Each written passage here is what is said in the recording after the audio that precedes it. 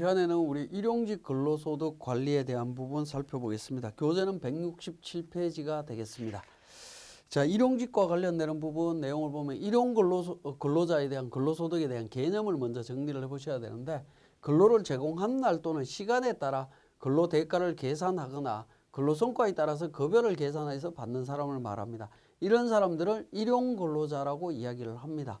그리고 이런 사람들이 받는 근로소득을 일용 근로소득이다, 뭐 이렇게 이야기를 하는데, 일용 근로자에 대한 범위를 크게 구분하면 두 가지로 보실 수 있습니다. 일반적인 업종에서는요, 건설공사에 종사하는 사람의 경우에는 동일한 고용주한테 계속하여 1년 미만 고용되어 있는 사람을 말합니다. 1년 미만 고용이 되어 있으면 일용직이다라는 부분입니다. 그 외의 업무에 종사하는 경우에는 근로계약에 따라 여기도 마찬가지로 동일한 고용주에게 3월 이상 계속하여 고용되어 있지 아니한 경우, 말이 좀 복잡하죠. 위에 거하고 내용이 조금 같은 개념인데 다릅니다. 1년 미만 고용되어 있거나 3월 미만 고용되어 있거나 이런 부분입니다. 3월 이상 계속하여 고용되어 있지 않는 경우. 그러니까 여기서 중요한 건 뭐죠? 동일한 고용주한테 계속해서 1년 미만, 3개월 미만 고용되어 있을 때 일용직이라는 겁니다.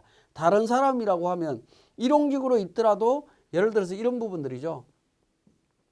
자, 건설업인데 6개월은 A라는 회사에, 나머지 6개월은 B라는 회사에 이렇게 있다라고 하면, 자, 고용인을 기준으로는 1년 미만이죠. 일용직입니다. 고용인을 기준으로는 1년 미만이기 때문에 일용직입니다. 계속해서 일용직이라는 이런 의미가 되겠습니다. 그래서 동일한 고용주를 기준으로 판단을 하시면 되겠습니다. 자, 일용 근로자의 근로소득은 근로자의 범위 적용 시에 3월이라는 의미가 어떻게 되느냐라는 겁니다. 3월이나 1년이라고 하는 부분은 민법에 따라 여기에 의하여 계산한 기간을 말합니다. 여기라고 하는 부분은 달력을 말합니다. 달력에 따라서 말합니다. 왜 달력을 따라서 해라라고 하느냐 하면, 한 달이 31일이 최고 긴 달이죠. 그 다음에 30, 29, 28, 2월 달은 또 크고 작은 달이 또 있죠. 그러다 보니까 이게 그러니까 30일이냐 31일이냐 뭐 이런 걸 따지다 보면 복잡해지기 때문에 달력에 나와 있는 그 한 달을 의미한다, 그렇게 이해를 하시면 되겠습니다. 그 다음에 근로계약상 근로 제공에 대한 시간 또는 일수나 그 성과에 의하지 아니하고 월정액에 의하여 급여를 지급받는 경우에는 그 고용기간에 불구하고 일용근로자가 아닌 자의 근로소득으로 본다라는 겁니다. 그죠?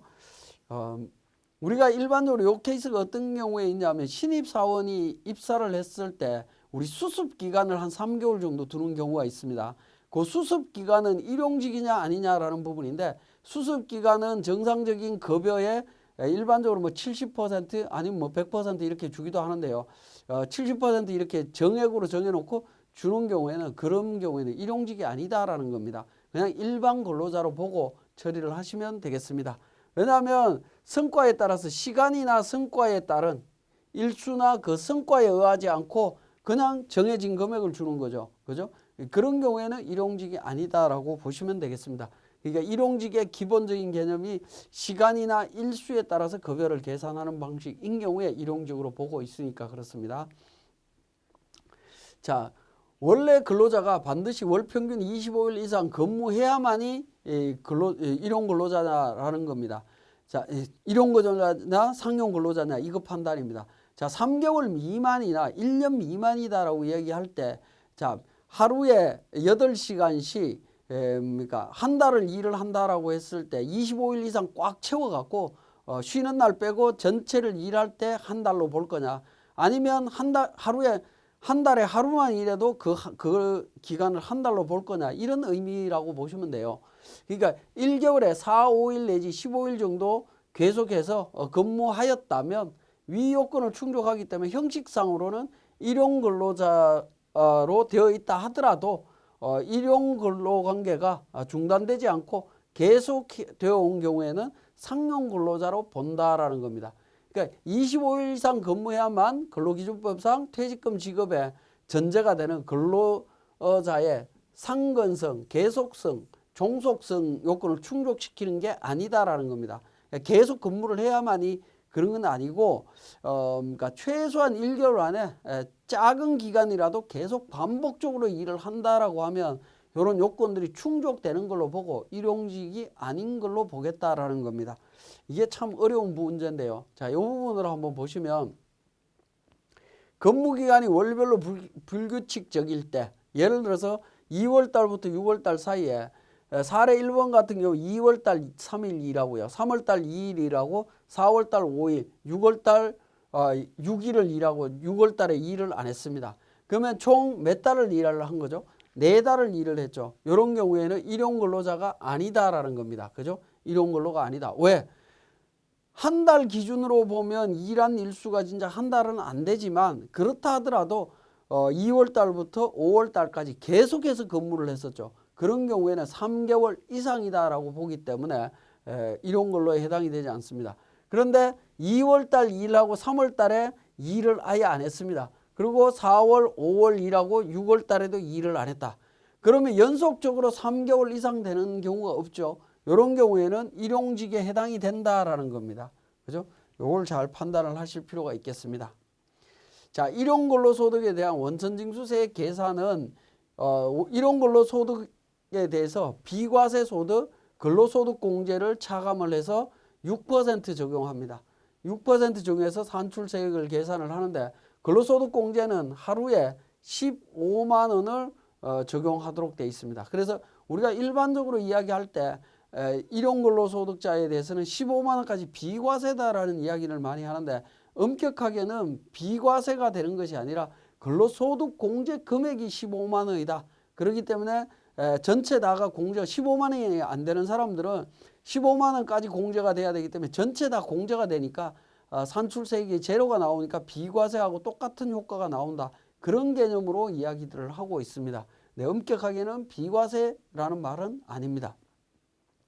자, 산출세액이 도출되게 되면 그 산출세액의 55%를 근로소득세액공제로 해서 차감을 하고요. 원천징수세액을 계산하게 됩니다.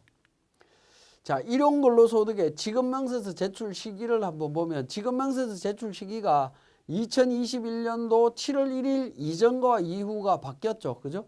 6월 30일까지는 분기별로 제출을 하다가 분기별로 이전까지는 제출을 하고 있었고 7월 1일부터는 지급일이 속하는 달에 다음 달 말일까지 즉 매달 제출하는 걸로 바뀌어 버렸습니다. 매달 제출하는 걸로 바뀌었다라는 사실 기억하시고 그 기간에 맞춰서 제출을 하셔야 되겠습니다. 자, 일용근로소득 지급 시기별 지급명세서 제출기한 사례를 한번 보면 7월 달분을 7월 지급하게 되면 지급일 기준으로 판단을 하시면 됩니다. 지급일 기준으로 판단하니까 지급일에 다음 달 말일까지 8월 31일까지 제출을 합니다. 7월 달을 8월 달에 지급하게 되면 8월의 다음 달인 9월 말일까지 제출을 하게 된다라는 겁니다. 여기까지는 문제가 없겠죠. 그 다음에 12월 달은 어떻게 되느냐 하는 건데 12월분은 12월에 지급하게 되면 다음 연도 1월 31일 그러니까 12월 달에 다음 달이니까 다음 연도 1월 31일까지입니다. 자, 여기까지도 문제가 없습니다. 근데 12월분을 1월에 지급하거나 12월분을 2월에 지급하면 어떻게 되느냐 하는 부분입니다. 자, 요 경우에는 1월 31일까지 제출을 하셔야 됩니다. 자, 이게 뭐냐 하면 자, 지급 시기 특례가 적용되는 경우가 있습니다. 자, 원천징수 시기 특례가 있습니다. 시기 특례가 있는데요. 시기 특례는 11월 귀속분까지는 12월 31일까지 지급한 걸로 보고 처리하도록 되어 있습니다. 만약에 미지급이 됐을 때 12월분이 미지급되게 되면 다음 연도 익년도 2월 말일날 28일날 지급된 걸로 보고 처리하도록 되어 있습니다. 이렇게 그러니까 다음 연도 이렇게 적용되는 이 원천징수 시기 특례가 적용되는 경우에는 일용직에 대한 지급명세서 제출할 때 시기가 어떻게 되느냐 하면 이 부분에 대해서는 12월 31일 날 지급된 걸로 보고 처리하도록 되어 있습니다. 지급명세서 규정에 가게 되면 그러니까 12월 달 급여는 12월 달에 지급을 하든 아니면 다음 연도에 지급하든 이건 전부 다 모두 12월 31일 날 지급된 걸로 보라라는 겁니다. 12월 31일 날 지급된 걸로 봤기 때문에 모두 1월 31일 날 제출을 해야 된다라는 상황으로 해석이 됩니다. 자, 이 부분은 우리 법 조문을 보셔도 되고요. 아니면 일용근로소득에 대한 지급명세서 작성 방법이 있습니다. 지급명세서 출력하시면 뒤에 작성 방법이 나오는데 그 작성 방법의 내용을 읽어보시면 이렇게 설명을 하고 있습니다. 설명을 하고 있기 때문에 12월 분에 대해서 이렇게 1월, 2월 달에 지급을 하게 되면 1월, 2월 달에 지급하게 되면 지급명세서는 그렇다 하더라도 1월 말일까지 제출을 해야 된다라는 거 반드시 기억하셔야 되겠습니다. 자, 일용근로소득과 연말정산에 대한 부분 같이 한번 정리를 해보도록 하겠습니다. 자, 교재는 175페이지가 되겠고요. 자, 일용근로소득 지급명세서와 근로내용 확인서 관련되는 부분 내용이 나와 있는데 앞에서 이제 지급명세서 내용을 이야기를 했고 일용직에 대해서는 근로내용 확인서를 제출을 해야 됩니다. 이거는 이제 근로복지공단에다가 다음 달 15일까지 제출해야 되고 미제출 시에 과태료가 나오도록 되어 있습니다. 과태료 나오지 않도록 주의를 하셔야 되고 제출 시에는 일용직 지급명세서를 제출하지 않아도 됩니다. 국세청에 제출하지 않아도 된다. 국세청에 제출했다고 해서 근로내용 확인서 제출 안 해도 되냐? 그건 아닙니다. 제출은 하셔야 되고요. 근로내용 확인서를 제출했다면 국세청에는 지급명세서 제출 안 해도 된다. 그렇게 보시면 되겠습니다. 그래서 공단에 제출한 거하고 국세청에 제출한 거 서로 일치하는지 여부를 반드시 확인하실 필요가 있겠고요. 자, 일용직 근로자에 대한 연말정산 문제를 한번 보도록 하겠습니다. 자, 일용근로소득은 분리과세 대상 소득이기 때문에 연말정산 대상 소득이 아니다라는 겁니다. 아닌데 우리가 건설회사를 기준으로 한번 사례를 한번 만들어 보면 20년 10월 1일 날 입사한 홍길동이가 건설회사에 근무를 합니다. 그럼 건설회사에 동일한 고용주한테 1년 미만 근무하면 일용직이 되죠. 그래서 20년 12월 31일까지는 일용으로 원천징수를 합니다. 그죠? 당연히 일용으로 원천징수가 될 거고요. 21년 1월 1일부터 9월 30일까지도 계속 근무를 한다라고 하면 일용으로 원천징수하는 게 맞습니다. 일용으로 원천징수 될 거고 그럼 9월 30일 날 만약에 퇴사를 해버리면 문제가 안 되겠지만 퇴사하지 않고 계속 근무하면 어떻게 되느냐라는 겁니다. 계속 근무하면 10월 1일부터는 일반 급여자로서 원천징수가 이루어집니다. 간이세액표에서 원천징수 이루어집니다. 여기까지는 뭐 이렇게 생각하는 부분에 있어서 그러니까 어렵지 않습니다. 그런데 22년도 2월에 연말정산은 어떻게 해야 되느냐 하는 부분이죠. 연말정산. 그 이야기는 뭐냐면 이 부분이 되겠습니다. 자, 앞부분에는 일용근로로 처리가 되어 있고 뒷부분의 근로소득에 대해서는 일반 급여로 처리가 되어 있다라는 겁니다. 이런 경우에 연말정산 어떻게 할 거냐? 요거에 대한 대전제 조건은 동일 고용주입니다.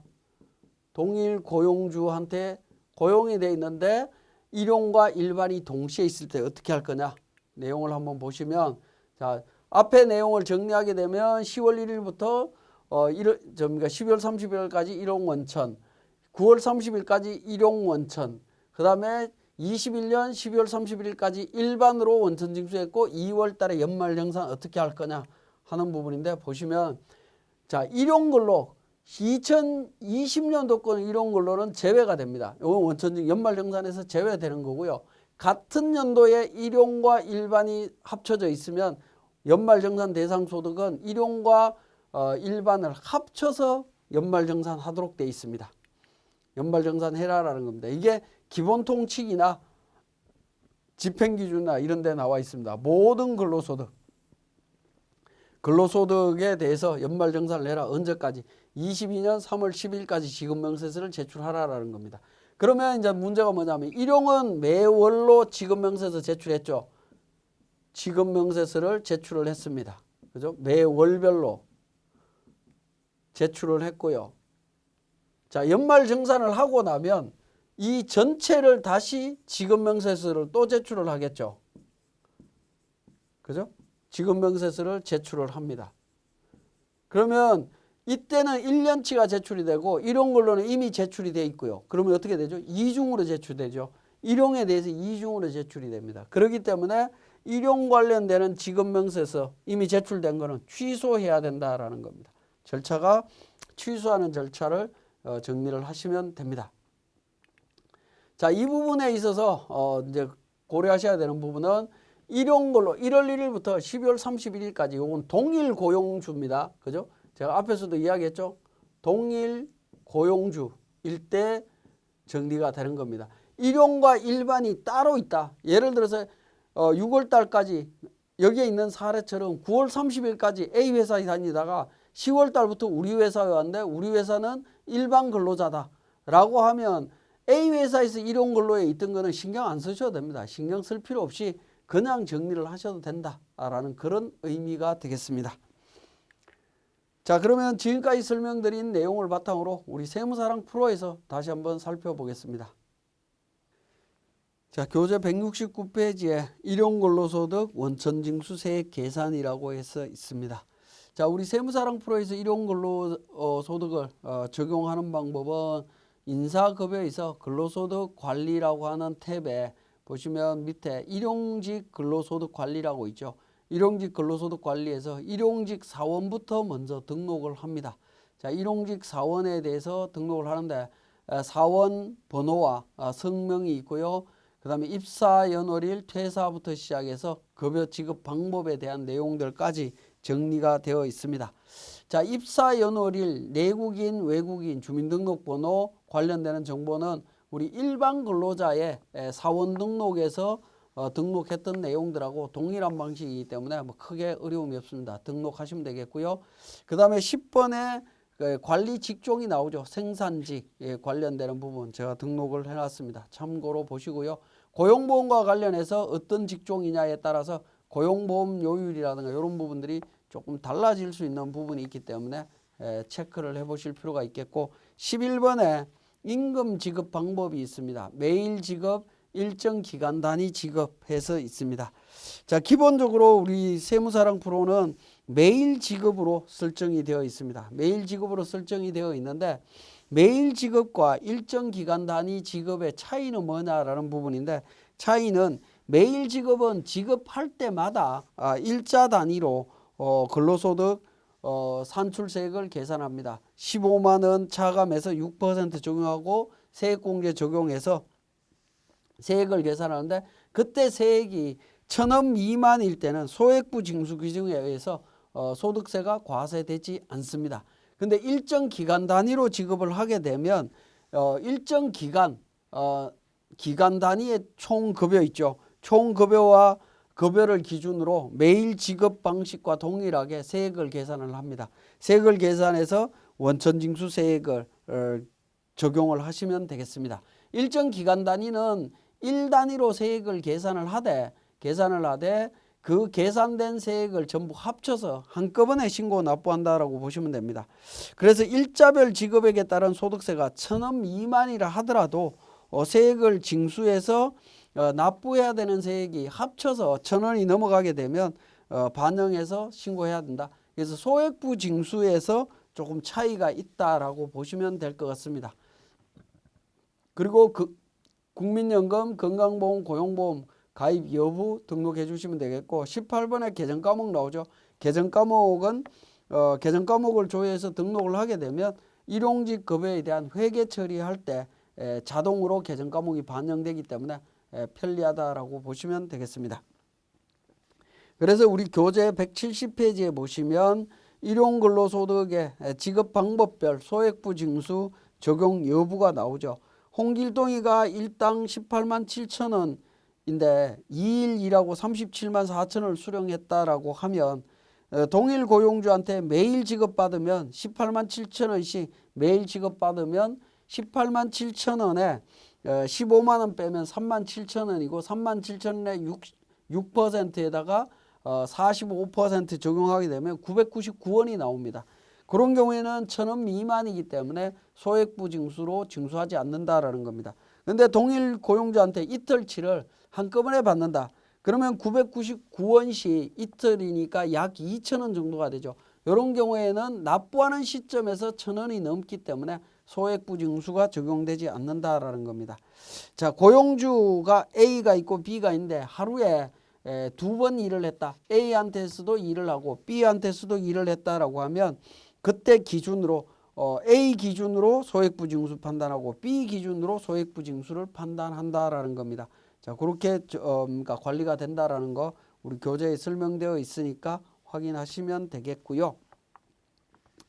자, 그다음에 171페이지가 되겠습니다. 171페이지에 우리 급여자료 입력이라고 해서 있는데 그 내용 하시기 전에 우리 뒤쪽에 보시면 일용급여자에 대한 회계 처리가 아니고요. 사례 부분을 통해서 보도록 하겠습니다. 자, 178페이지에 일용직 급여자료 입력하고 원천징수할 세액 산출하라라고 되어 있습니다. 자, 그래서 사원 등록, 일용직 사원 등록에 100번 태백산, 101번 동서남, 102번 응봉산 해서 했고요. 입사 일자 6월 2일, 6월 6일, 6월 1일 이렇게 등록을 했습니다. 그죠? 등록을 했고, 자, 주민등록번호 있으니까 인적사항 등록하시면 되겠고요. 근무 형태는 1급으로 처리가 되어 있습니다. 1급으로 되어 있고요. 급여 금액 있고 있습니다. 자, 그 다음에 179페이지에 그러니까 관리 직종, 생산직, 경비원, 매일 지급, 일정 단위 지급, 매일 지급 내용이 나와 있습니다. 동서남 같은 경우에는 일정 단위 지급 방식으로 처리를 해놨습니다. 처리를 해놨고요. 자, 이렇게 이제 등록을 하신 다음에 급여 자료 입력으로 들어가면 되겠습니다. 자, 일용직 사원에 대해서 일용직 급여 자료 입력이라고 해서 두 번째 메뉴로 들어가시면 귀속과 그러니까 지급 연월 입력하도록 되어 있죠. 인사급여와 관련되는 원천징수 관련되는 내용들은 귀속과 지급 연월은 항상 등록을 하셔야 됩니다. 그래서 6월 달이고요. 지급도 6월 달로 이렇게 보시면 되겠네요. 지급 방법은 우리가 화살표 눌러서 보시면 매일 지급, 일정 기간 지급 있는데 전체로 선택하시면 매일 지급분과 일정 기간 지급분 자동으로 나옵니다. 자, 태백산에 대해서 근무에 대한 부분들 일자별로 등록을 해주시면 됩니다. 우리 교재 179페이지에 보시면 태백산 4일부터 28일 사이에 일한 날짜가 나오죠. 그러면 날짜에 정상 근무 시간을 입력을 하시면 됩니다. 일을 입력을 하시면 일반적으로 하루치로 다 인정이 된다라고 보시면 됩니다. 20만 원씩 계산이 되고 있고요. 동서남 같은 경우에도 마찬가지로 정리를 하실 수 있습니다. 그 다음에 응봉사는 시간급으로 되어 있죠. 시급으로 표시가 되어 있기 때문에 시급으로 표시되어 있으니까 일한 시간을 입력을 하셔야 됩니다. 12,000원이니까 그러니까 7시간, 6시간이면 72,000원씩 계산되도록 되어 있습니다. 그래서 일당과 시급에 대한 부분들을 등록을 해주시면 등록된 자료를 통해서 우리 근무 시간이나 이 부분을 체크하게 되면 자동으로 반영이 된다라고 보시면 되겠네요. 그러면 이제 고용보험하고 소득세 관련되는 부분까지 자동으로 계산이 되고 있습니다. 그죠? 자동으로 계산이 되고 있고 810원은 1,000원 미만이기 때문에 소액부징수로 원래 원천징수를 안 합니다. 그렇지만 일정 기간 단위로 동서남은 지급이 되기 때문에 전체는 8,100원이 지급이 되죠. 그러니까 소득세가 나오죠. 1,000원 초과되기 때문에 이 부분에 대해서는 소액부징수가 나오지 않습니다. 근데 매일 지급인 경우에는 소액부징수로 원천징수 되지 않는다라고 보시면 되겠네요. 자, 그렇게 해서 일용직 급여를 그러니까 등록을 했고요. 등록된 내용을 우리 마감 처리를 하시고, 자, 전체적으로 마감 처리를 하시고 종료를 합니다. 자, 일용직 급여 자료 입력을 마감을 하고 난 다음에 우리 지급명세서 제출해야 되죠. 지급명세서 일용직 근로소득에 일용근로소득 지급명세서 메뉴가 있습니다. 자, 이 부분을 통해서 내용을 보시면 지급분기가 나오는데요. 지급분기를 화살표 눌러서 보시면 1분기, 2분기 관련되는 부분이 있고요. 월별 있습니다. 7월 달부터는 매월 제출하는 걸로 바뀌었죠. 근데 우리가 자료 입력한 건 6월 달 분이었죠. 6월 달 분은 2분기입니다. 그래서 2분기 4월에서 6월까지 조회를 하게 되면 6월 달에 입력된 응봉산, 동서남, 응봉산, 태백산 관련되는 세 사람 내용 나오고요. 마감해서 제출을 하시면 됩니다. 만약에 월별로 해서 7월달 이후에 제출을 한다라고 하면 예를 들어서 8월달을 보시게 되면 8월달 등록되어 있는 응몽산 한 사람이 있습니다. 월별로 마감해서 제출하시면 되고요. 7월달 같은 경우에 입력이 돼 있다라고 하면 7월달에 입력된 동서남, 태백산 두 사람에 대해서 8월 31일까지 이렇게 제출을 하시면 됩니다. 자, 제출을 하시는데 제출하는 방법은 이 지급명세서에 대해서 우리 전자신고에 가면 일용직 전자신고라고 하는 부분이 있죠. 여기를 통해 갖고 전자신고를 하시면 되겠습니다. 자, 그 다음에